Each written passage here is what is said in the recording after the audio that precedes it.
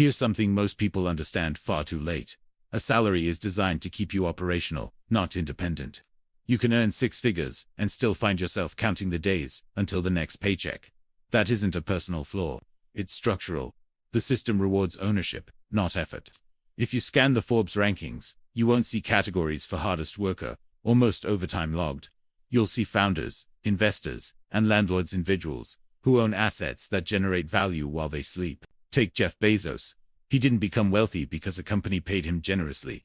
He became wealthy because he owned Amazon. That distinction changes everything. The real trap is believing that income equals wealth. It doesn't. Income is what you exchange your time for. Wealth is what continues to produce without your constant presence. When your next bill depends entirely on your next paycheck, you're not building wealth, you're leasing your life from your employer. The shift begins when you stop asking, how can I earn more? And start asking, what do I own? Ownership means scalable skills, appreciating assets, and systems that produce cash flow.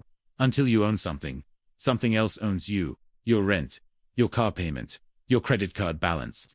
Breaking that cycle starts with accepting a simple truth. Salary alone will never be enough. Willpower isn't the solution. Discipline fails because it demands constant decision-making.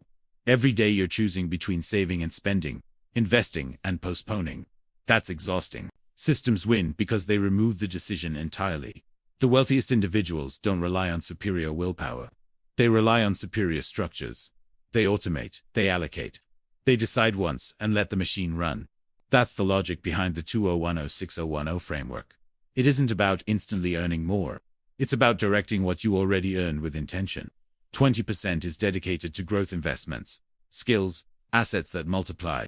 10% is reserved for stability or emergency buffer, your shield against chaos. 60% covers essentials, the true cost of living, not inflated lifestyle upgrades. And the final 10% is for enjoyment, guilt-free spending that keeps you balanced.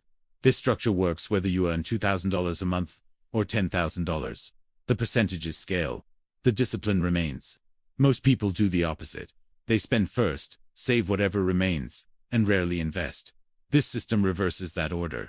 You pay your future first, protect yourself second, live third, and enjoy fourth. It isn't restrictive, it's deliberate. Wealth is built not through your job, but through what your money does after you receive it. That 20% growth allocation determines whether you work until 70 or have options at 50. Paying yourself first isn't motivational advice, it's operational strategy. If you wait until the end of the month to invest what's left, nothing will be left. Spending expands to fill whatever is available. The only way to break that pattern is to remove the money before you can touch it. Automate a transfer the day your income lands. Make investing the default, not the afterthought. Time outperforms amount. Someone who invests $500 a month from age 25 to 35, then stops, will often have more at 65 than someone who waits until 35 and invests the same amount until retirement. That's compounding. Starting small today beats starting big later. Where does that 20% go? Not into guessing the perfect stock or trying to time the market. It begins with a diversified foundation or risk ladder that starts safe and expands gradually. High-yield savings accounts and government bonds may seem boring, but they protect capital and provide liquidity. Preservation matters as much as growth in the early stages. From there, broad market exposure through index funds and ETFs becomes the backbone. Instead of betting on individual companies, you own the market itself. Historically, the S&P 500 has averaged around 10% annually over the long term. The goal isn't to outsmart the market, it's to participate consistently. Yet the highest strat in investment often isn't financial at all.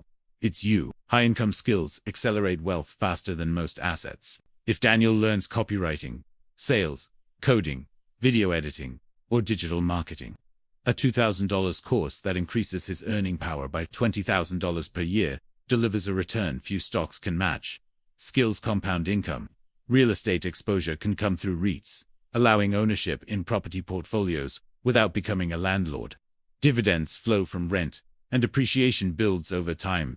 Passive liquid, diversified stocks follow, but not day trading or chasing trends. Think durable companies, utilities, consumer staples, healthcare businesses likely to exist decades from now. Wealth grows through time in the market, not perfect timing. For those with higher risk tolerance and a stable base, scalable online businesses offer asymmetric upside. a digital product, a service agency, content platforms, income not bound to hours worked. But foundation comes first. Alternative assets like Bitcoin, gold, or collectibles demand understanding. If you cannot clearly explain why an asset holds value, you're speculating, not investing. Even the most intelligent strategy fails without execution. Execution isn't about brilliance. It's about removing friction. Automation matters more than knowledge. Income arrives. Money moves automatically into investment accounts. Assets are purchased without hesitation. The process repeats. At the same time, focus on the true lever, increasing income. Wealthy individuals don't obsess over trimming 2% from expenses.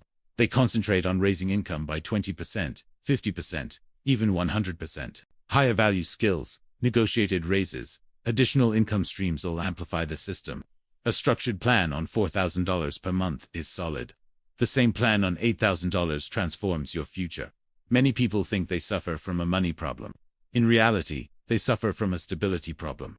One unexpected car repair becomes credit card debt. One medical bill erases 6 months of progress. They aren't irresponsible, they're fragile. That first 10% stability fund changes everything. It isn't meant to grow aggressively. It's meant to protect. When markets drop 30% and you need $3,000, you don't liquidate investments at a loss. You draw from stability. Calculate it simply. Add your essential monthly expenses: rent, utilities, groceries, insurance, minimum debt payments, and multiply by 5 or 6. If your essentials total $2,500, your target is $12,500 to $15,000 in a liquid low volatility account. High-yield savings or money market funds work well. Accessibility without risk is the priority. Build it gradually. Automate small transfers. And if you use it, replenish it immediately, like repaying yourself first. Lifestyle inflation is where many quietly lose. Income rises, so the apartment upgrades. A nicer car gets financed. Earnings increase, yet stress remains. Looking wealthy and being wealthy are opposites. One is performance, the other is power. The person driving a luxury car with minimal savings isn't winning, they're displaying. The 60% cap on essentials forces clarity. Housing, food, transportation, utilities, insurance. Everything else is optional. Living below your means isn't deprivation, it's strategy. If Marcus earns $5,000 monthly, essentials cap at $3,000. If rent consumes $1,800 and the car payment $500, he has already used most of that budget before groceries or insurance. That isn't wealth building. It's servicing lifestyle debt. Strategic downsizing creates freedom. A modest apartment in the same area lowers costs and limits excess. A reliable used Toyota for $12,000 can serve a decade. A $40,000 financed SUV may ultimately cost far more with interest and lost opportunity. A $400 monthly car payment over 10 years equals $48,000.